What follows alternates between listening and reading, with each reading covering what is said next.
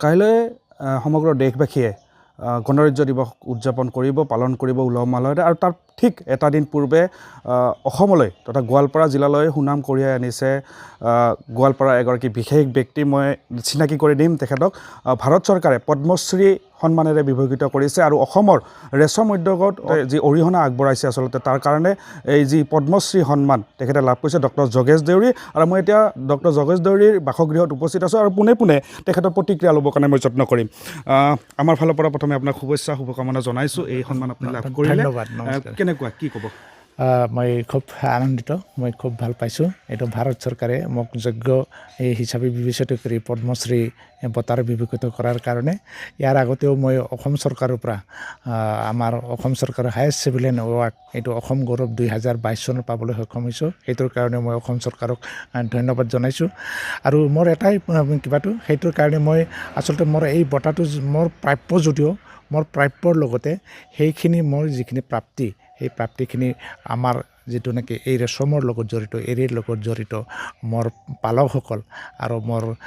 কৰ্মচাৰী বন্ধুসকল সকলৰ সহযোগতহে মই আগবাঢ়ি এইখিনি পৰ্যায় পাবলৈ পাইছোঁ স্বীকৃতি পাবলৈ পাইছোঁ তেওঁলোককো মোৰ লগতে মই সমভাগী হ'বলৈ মোৰ এই কিবাটো তেওঁলোকক ডেডিকেট কৰিছোঁ মই কিবা প্ৰাপ্তিটো আপুনি আশা প্ৰকাশ কৰিছিলে পদ্মশ্ৰী সন্মান লাভ কৰিব মই আশা প্ৰকাশ কৰিছোঁ মই অলপ আশাও প্ৰকাশ কৰিছোঁ এইটো বুলি নহয় মই যে স্বীকৃতি মই এৱাৰ্ড বুলি নহয় এটা স্বীকৃতি প্ৰাপ্য আৰু মই সেইখিনিকে কওঁ মই অকল চাকৰি হিচাপে মাত্ৰ কৰা নাছিলোঁ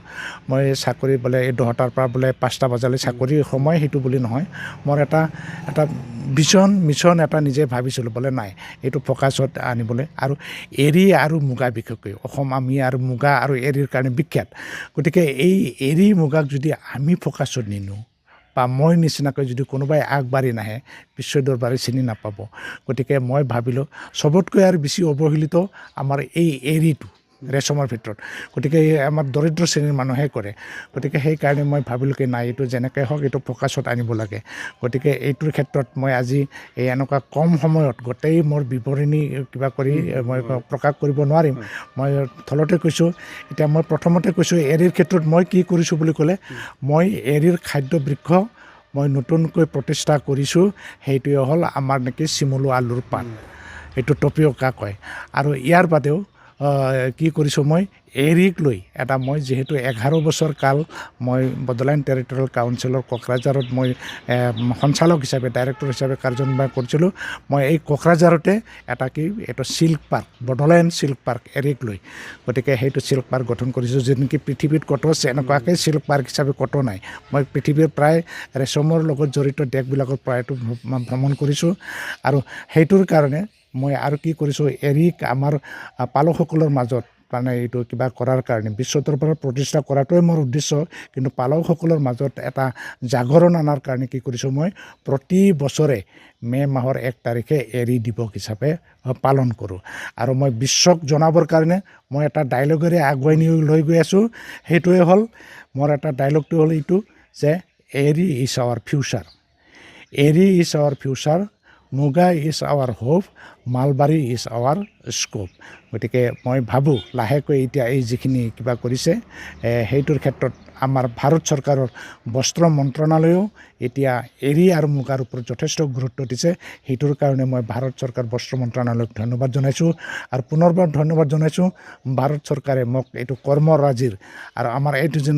যিটো নেকি অৱহেলিত বুলিয়ে ক'ম যিটো নেকি সৰু আমাৰ ৰেচম বিভাগ সেইটোক মোক এইটো যে পদ্মশ্ৰী সন্মানেৰে বিভূষিত কৰাৰ লগতে ৰেচমক যে ওপৰলৈ উঠাই লৈ আহিছে সেইটোৰ কাৰণে পুনৰবাৰ মই ভাৰত চৰকাৰক মই ধন্যবাদ জনাইছোঁ আৰু এয়া ৰেচম বিভাগলৈ আচলতে অনবদ্য